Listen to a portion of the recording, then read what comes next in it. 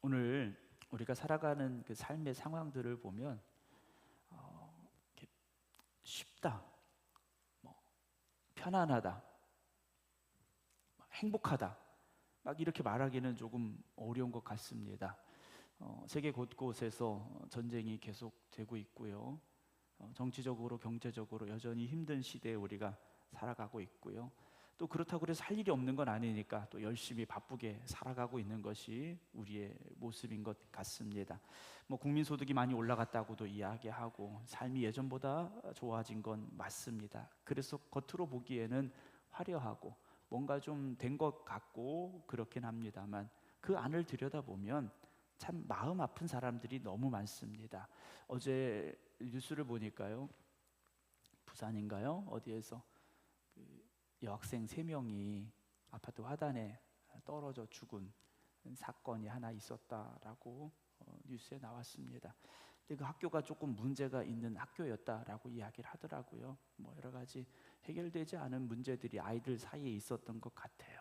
근데 한 명도 아니고 3명이 함께 그런 결심을 하고 또 그렇게 자신들의 삶을 끝내려고 했다라는 것 자체가 너무 마음 아프게 저에게 다가왔습니다. 아이들도 그렇게 힘든데 어른들은 얼마나 힘들까라는 생각도 하게 됐습니다. 다 저에게 말씀하진 않으세요. 여러분들이 목사님 이번 주는 뭐가 힘들었어, 이번 주는 뭐가 안 됐어요, 사실 그렇게 저에게 다 말씀하시지는 않아요. 겉으로는 웃고 계시지만 말 못할 고통, 말 못할 아픔들, 말 못할 근심들이 여러분들 안에 있으리라 생각이 되어집니다. 어떤 분들은 경제적으로, 또 어떤 분들은 계속된 질병으로, 또 어떤 이들은 가정의 문제로, 이런저런 문제들로 인해서 참 힘들고 어려운 그런 삶을 살아가고 또 근심 속에 살고 있는 분들이 있겠죠. 근데 우리가 생각해 봐요. 나는 그래도 기도한다고 하는데, 나는 나름대로 그래도 믿음의 열심을 가지고 있다고 생각하는데, 하나님 나는 왜 이럴까요? 하나님 나에게 왜 이런 어려움이 올까요? 나는 왜 이렇게 슬플까요? 하나님 혹시 나를 잊으신 건 아닐까요? 라는 그런 생각을 하게 될 때가 있죠. 오늘 열왕기상 4장에 나오는 이 여인을 보면 정말 이렇게 불쌍한 여인이 있을까라는 생각이 들게 됩니다. 그런데 이 이름 없는 여인, 이 사람의 이야기가 오늘 저와 여러분들의 이야기일 수도 있고, 이 사람이 당한 그 문제가 오늘 우리의 문제일 수도 있지 않겠습니까? 오늘 이 여인의 상황을 보겠습니다. 오늘 4장 1절에 보게 되면 선지자의 제자들의 아내 중에 한 여인이 그랬습니다. 이 당시 엘리사 선지자에게 함께하고 있었던 선지자의 제자들이 있었던 것 같습니다. 우리는 그걸 그냥 쉽게 얘기해서 선지학교라고도 이야기를 하는데, 믿음의 사람들이 모여든 거지 않습니까? 그런데 이들이 총각이 아니었어요. 결혼한 사람들도 있었던 것 같습니다. 그런데 이들에게 마땅한 생계의 수단이 있지는 않았겠죠. 하나님의 은혜로 어떻게 하루하루 살아가던 이들이었는데, 그러다 보니 아이들도 키웠습니다. 오늘 본문에 나오는 여인도 아들이 있었어요. 2아들이 있었는데 생계는 마땅히 없고 삶은 살아야 되다 보니 아마 빚을 진 것 같습니다. 빚을 졌는데 하나님도 참 무심하시게 이 선지자 생도 한 명을 데려가셨어요. 남은 사람은 아내와 2아들, 그리고 감당할 수 없는 빚이 이 가정에 남겨지게 됐습니다. 그래서 오늘 이 여인이 찾아와서 하는 말이 뭡니까? 부르짖었어요.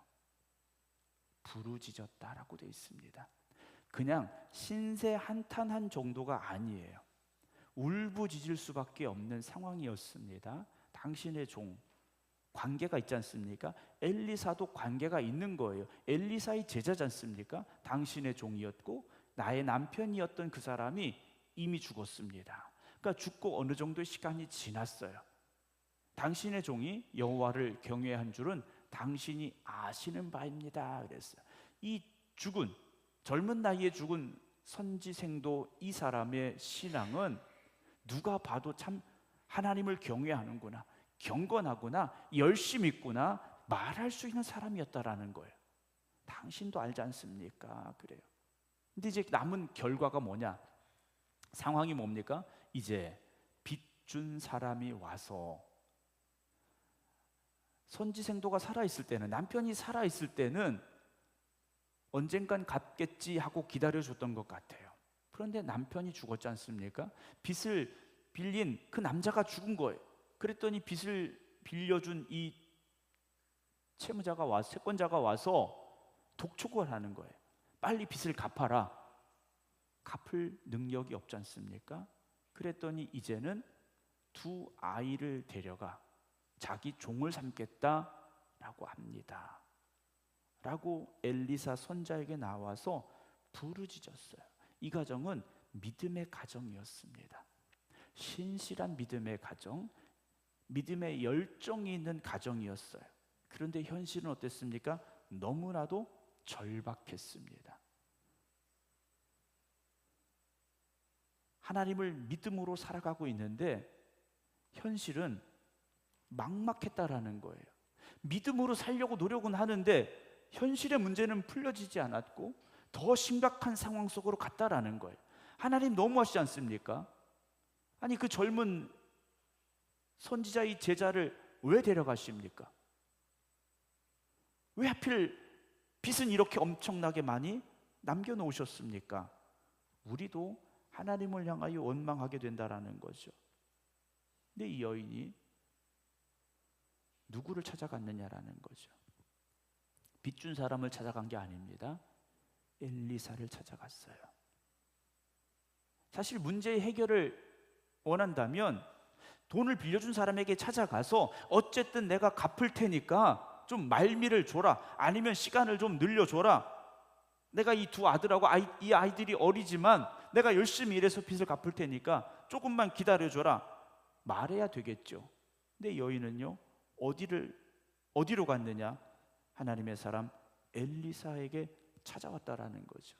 오늘 여러분들에게 찾아온 문제, 오늘 여러분들이 가지고 있는 걱정, 어찌 보면 여러분들이 마주하고 있는 이 절망의 순간 속에서 여러분들은 무엇을 바라보고 계십니까?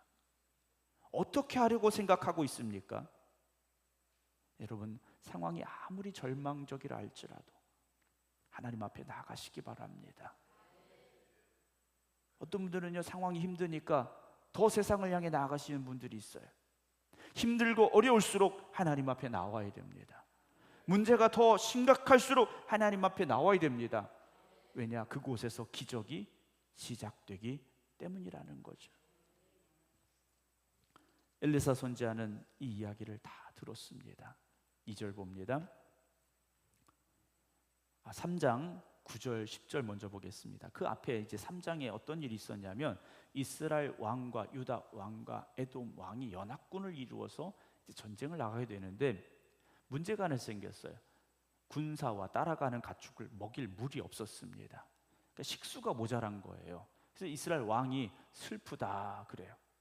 여호와께서 이 세 왕을 불러서 모압의 손에 넘기려 하시는구나. 그래서 모압과 전쟁을 하는데 이스라엘, 유다, 에돔 이 세 나라가 연합군을 이루어서 전쟁을 하려고 하고 있는데, 전쟁 중에 있는데 물이 없는 겁니다. 11절 보고 여호사밧이 이르되 우리가 여호와께 물을 만한 여호와의 선자가 여기 없느냐. 이들이 뭐라고 말합니까? 하나님께 물어야 된다라는 거죠.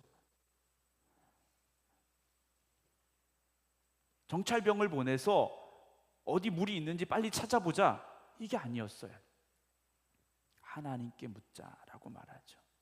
하나님께 묻자. 그래서 엘리사가 여기 있습니다 그러죠. 12절 여호사밧이 이르되 여호와의 말씀이 어디 있습니까? 그에게 있도다. 이에 이스라엘 왕과 여호사밧과 에돔 왕이 그에게로 내려갔다라고 되어 있어요. 여러분, 왕들도 문제를 가지고 어디를 향했습니까? 하나님의 사람에게로 향했어요. 하나님의 말씀을 들으려고 그곳으로 갔다라는 거죠. 오늘 이 여인도 어디로 갔습니까? 엘리사 앞에 간 거예요. 하나님의 말씀을 듣기 위해서, 하나님의 응답을 얻기 위해서 갔습니다. 여러분, 하나님 앞에 기도하면 하나님께서는 왕들의 문제나 이름 없는 정말 인생의 기로에 선 이 여인의 문제는 하나님께서는 똑같이 들으시고 응답하십니다. 우리가 하는 착각 중에 하나가 그거예요. 하나님 누구의 기도는 들으시고 내 기도는 안 들으십니다. 뭐 목사님의 기도는 들으시고 내 기도는 안 들으십니다. 여러분 그런 생각하실 수 있어요? 그렇지 않습니다.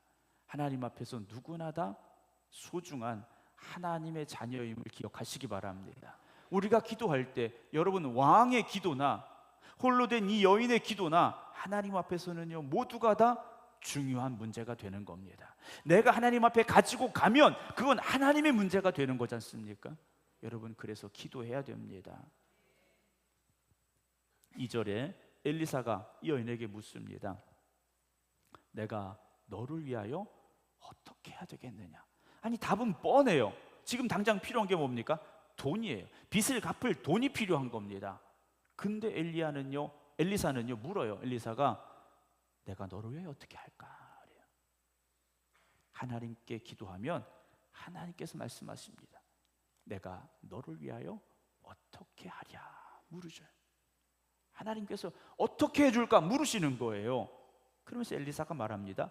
네 집에 무엇이 있는지 내게 말해라 그래요. 네 집에 무엇이 있는지 내게 말해라. 여러분 이 여인이 하나님의 사람 앞에 가서 부르짖었어요. 기도한 거지 않습니까? 간절히 기도한 거예요. 여러분 기도할 때 엘리사가 묻습니다. 어떻게 하랴? 네 집에 뭐가 있니? 물었어요. 여러분 우리가 기도할 때 하나님이 응답하십니다. 하나님이 반드시 들으시고 응답하시는데 엘리사가 말한 걸 다시 봅니다. 무엇이 있는지라고 말해요. 우리는 없는 것만 생각합니다. 안 좋은 것만 생각해요. 힘든 것만 이야기합니다. 근데 엘리사는요 무엇이 있느냐라고 물어요. 무엇이 있느냐? 여러분 오늘 우리가 불평하는 이유가 뭡니까? 이것이 안 되고 저것이 없고 힘들고 아프고 속상하고, 사실 우리는 그런 것들을 더 먼저 생각하게 돼 있어요. 그럼에도 불구하고 나에게 지금 남아있는 것, 그럼에도 불구하고 내가 기뻐할 수 있는 것, 그럼에도 불구하고 내가 감사할 수 있는 것을 먼저 생각할 수 있어야 되는데 항상 우리는요 안 좋은 것부터 생각합니다. 힘든 것부터 생각하게 돼요. 집에 뭐가 있나 그랬어요. 그랬더니 여인이 말합니다. 계집종의 집에 기름 한 그릇 외에는 아무것도 없습니다 그래요. 아무것도 없는 건 아니죠. 기름 한 그릇은 남아 있었다라는 거예요. 사실 별로 크게 도움이 되지는 않는 것 같습니다. 그런데 남아 있는 게 있었다라는 거죠. 여러분 아무리 여러분들이 지금 힘들고 어렵다 할지라도 아직 하나님이 주신 것이 남아 있습니다. 아직 하나님께서 나에게 주신 것이 남아 있음을 여러분 그걸 먼저 바라볼 수 있는 여러분 되시기 바랍니다. 근데 우리는 여전히 없는 거, 안 되는 거, 그걸 더 크게 생각하고 있다라는 거죠. 근데 여인도 그렇게 말해요. 기름 한 그릇 있습니다. 여기까지만 말하면 좋았을 텐데 그것 말고 아무것도 없어요 그래요. 여인에게 지금 더 크게 느껴지는 건 뭡니까? 기름 한 그릇이 남아있는 건 별거 아닌 거예요. 아무것도 없는 게 지금 더 큰 문제라는 것이죠. 여러분 없는 것만 생각하지 마시고 지금 나에게 남겨진 것들을 먼저 바라보시기 바랍니다. 남겨진 것을 바라보면요 그곳에서 우리는 다시 감사할 수 있습니다. 다시 감사할 수 있어요. 없는 거 생각하면요, 안 되는 거 생각하면요 불평할 게 얼마나 많습니까? 저도요 저한테 없는 거 생각하면 불평할 거 천지입니다. 저도 안 되는 거 생각하면 속상한 거 너무 많아요. 도대체 뭐가 그렇게 없고 뭐가 안 되는지, 네, 그거 뭐 깊이 생각하지 마세요. 네. 하나님께서는요 물론 없는 것도 있게 하십니다. 그러나 내가 있는 것에 감사하면 그것을 더 크게 하시고 그것으로 인하여 더 충만하게 하시는 하나님이 되심을 믿으시기 바랍니다.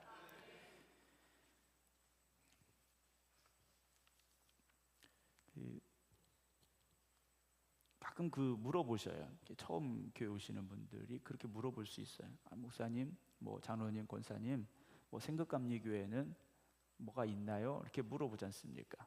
그렇죠? 교회 학교가 있나요? 청년부가 있나요? 성가대가 있나요? 이런 거 물어보실 수 있어요. 뭐가 있나요? 물어보시지 뭐가 없나요? 물어보시진 않아요. 그렇죠? 근데 혹시 우리에게 없을 수도 있어요. 그렇죠? 있나요? 이렇게 물어보셨는데, 예를 들어서 교회 학교가 있나요? 물어보셨는데, 물론 저희 교회 학교 있습니다만 교회 학교 없을 수도 있어요. 없다고 말하지 마세요. 네. 준비 중입니다. 네. 교회 학교를 지금 교사를 세우고 기도하고 있습니다. 여러분, 그렇게 말하세요. 그렇게 좋게 포장하라는 게 아니라, 그럴 때 우리가 우리에게 이게 필요하구나 깨달음이 되지 않습니까? 그러면 준비하고 기도해야 되는 거지 않습니까? 여러분, 교회도요 다 채워진 게 아니에요. 지역에 있는 교회들이 모든 것이 다 구비되고 모든 것이 다 이렇게 완벽한 건 아니에요. 어떤 인적 자원도 부족하고 여러 가지 환경도 좀 열악하기 때문에 사실 없는 게 많을 수밖에 없습니다. 하지만 채워야 되죠. 그걸 채워가는 게 우리가 해야 될 사명이지 않습니까? 말씀이 조금 이제 벗어났습니다만, 엘리사가 말해요. 3절 봅니다. 이르되 너는 밖에 나가서, 그래요, 밖에 나가서 모든 이웃에게 그릇을 빌려라, 그래요. 자, 이 여인은 이미 빚이 많았고 두 아들이 종으로 팔려갈 수밖에 없는 상황이라는 걸 거기 사람들은 다 압니다. 다 알고 있는 상황이에요. 만약에 그런 상황에 엘리야가 가서 기름을 빌려와라, 쌀을 빌려와라 이러면 잘 안 되겠죠. 그런데 엘리야는요, 뭘 빌려오라 그럽니까? 빈 그릇 빌려와라, 그래요. 빈 그릇을 빌려와라. 이 여인에게 할 수 없는 걸 하라고 한 게 아닙니다. 빈 그릇은 빌려줄 수 있어요. 그렇지 않습니까? 돈을 빌려달라는 것도 아니에요.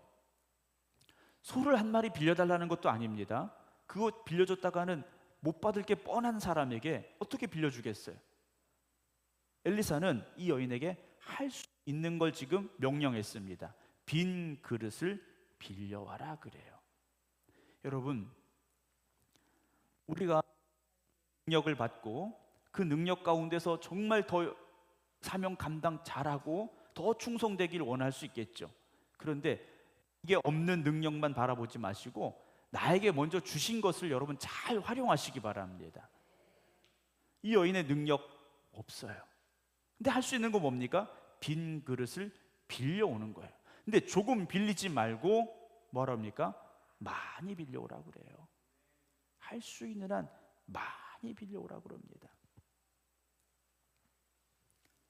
사랑하는 성도 여러분, 시편 81편 10절에 보게 되면요, 나는 너를 애굽 땅에서 인도하여낸 여호와 네 하나님이니 네 입을 크게 열라 내가 채우겠다고 하셨어요.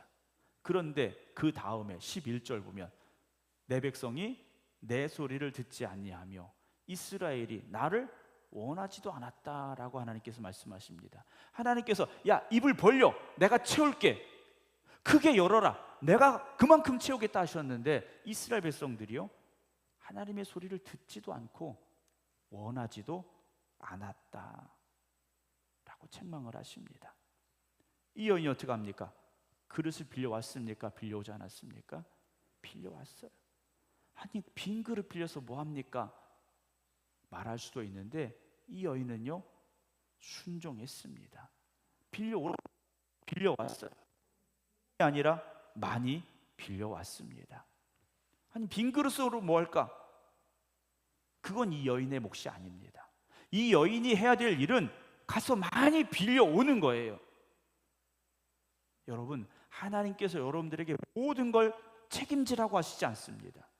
지금 내가 해야 될 일에 최선을 다하면 하나님께서 그 다음 일을 준비하시고 이루어 가심을 믿으시기 바랍니다.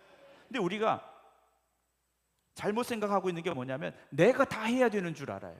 내가 다 책임져야 되는 줄 알아요. 내가 결론까지, 어떤 최종적인 결론까지 내가 다 책임져야 되는 줄 알아요. 여러분, 그렇지 않습니다. 하나님께서 하라 하신 데까지 여러분 그것만 생각하면 하시기 바랍니다.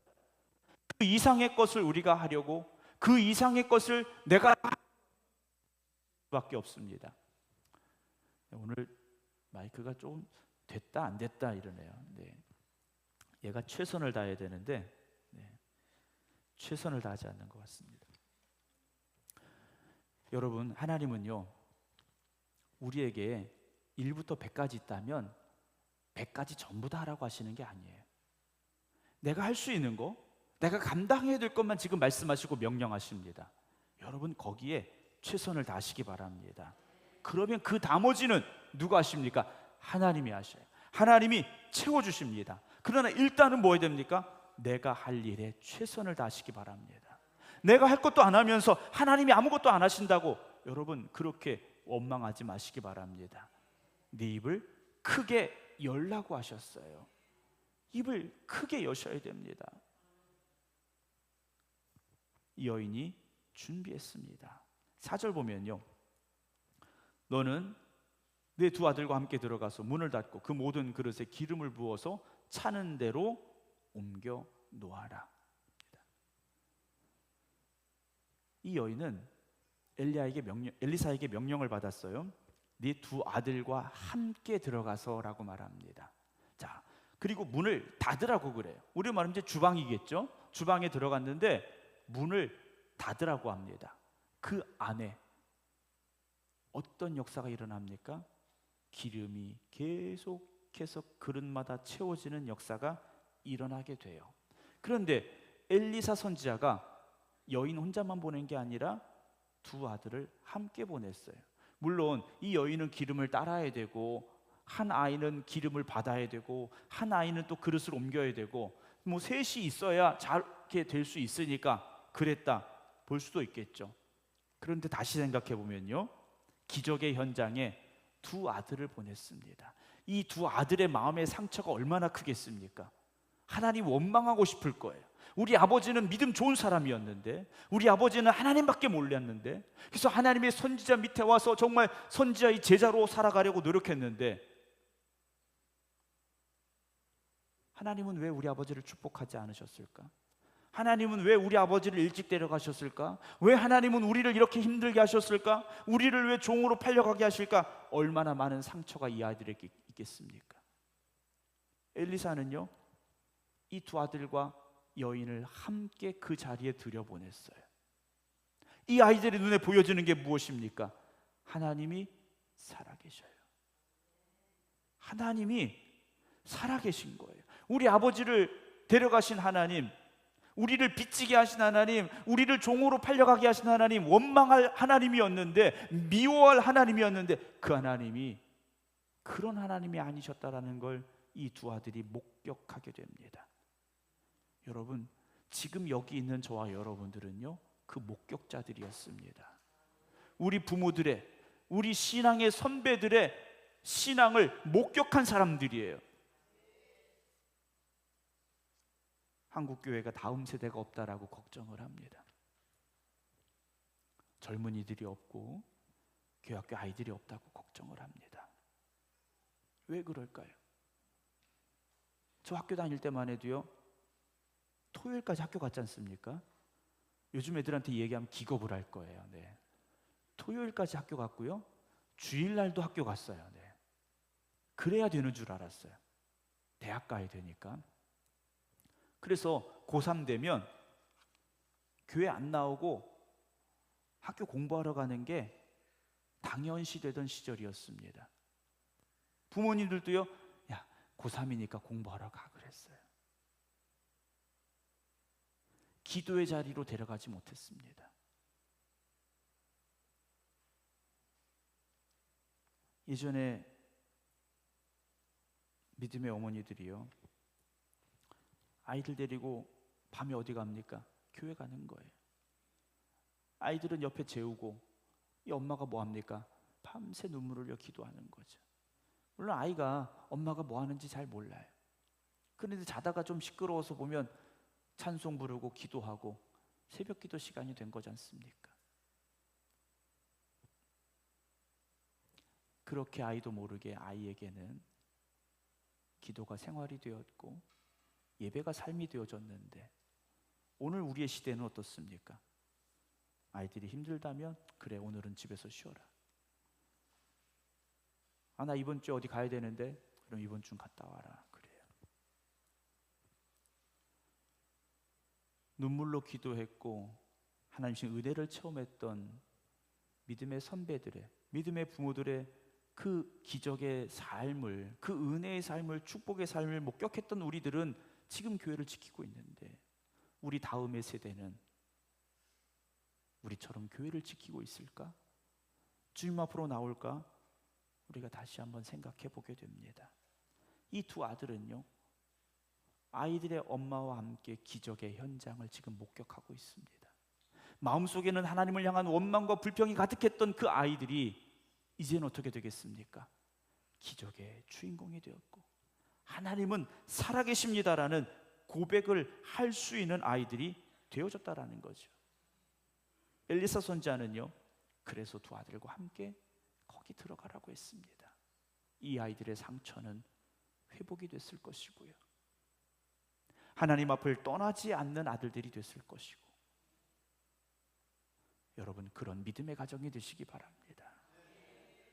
문을 닫으라 그랬어요. 누가 볼까봐 문 닫으라고 했느냐? 그렇지 않습니다. 하나님의 기적의 현장에 집중하라고 눈을 닫으라 그랬어요. 아이들이 물어요. 목사님, 예전에 그랬어요. 목사님 기도할 때 왜 눈 감아야 되나요? 그랬어요. 네. 여러분 눈 뜨고 기도해 보세요. 혼자 있을 때도 눈 뜨고 기도하면 기도에 집중이 안 되죠. 신앙생활은 오직 하나님께 집중하는 겁니다. 근데 우리는 너무 분주해요. 세상의 일에 너무 분주하고 그걸 놓을 수가 없는 분들이 너무 많아요. 여러분 예수님에게 집중하시기 바랍니다. 세상의 어떤 것들을, 그런 것들이 우리의 영을 살리는 게 아니지 않습니까?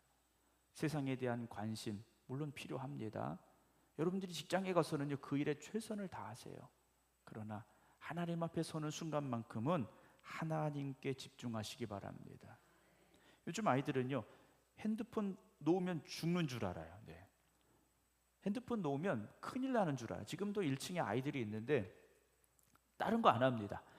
핸드폰을 해요. 네. 핸드폰 붙잡고 게임하고.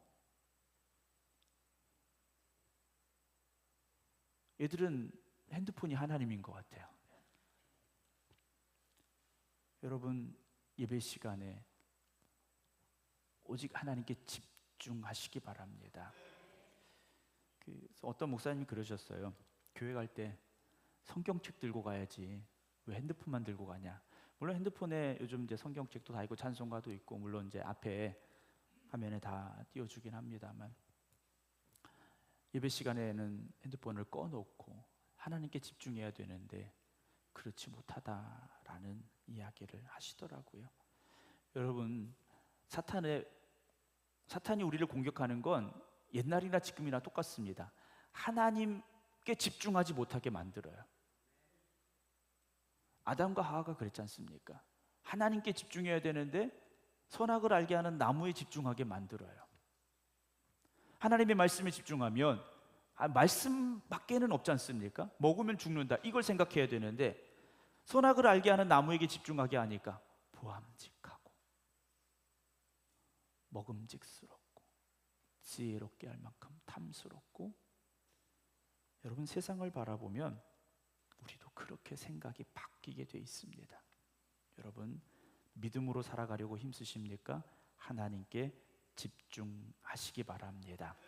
물론 우리의 삶은 여전히 위기가 찾아옵니다. 오늘 한 곡에 넘어갔어도 또 다른 어려움이 우리에게 찾아오게 되겠죠. 그러나 하나님께 집중하시기 바랍니다. 믿음의 그릇을 준비하시기 바랍니다. 낙심하지 마시고 믿음으로 나가시기 바랍니다. 하나님은 오늘도 살아계십니다. 그리고 그 기적의 현장에 우리를 부르십니다. 저는 오늘 이 예배의 자리가 여러분들에게 있어서 이 여인과 두 아들이 함께했던 기적의 자리가 되기를 주님의 이름으로 축원합니다. 믿음으로 그릇을 준비하시기 바랍니다. 이 성전이 그 믿음의 그릇으로 충만히 채워지는 성전이 되길 원합니다. 그래서 하나님께서 부어주시는 그 놀라운 은혜가 빈 그릇을 준비한 여러분들의 삶 가운데 충만하게 임하는 놀라운 역사가 있게 되기를 주님의 이름으로 축원합니다. 기도하겠습니다.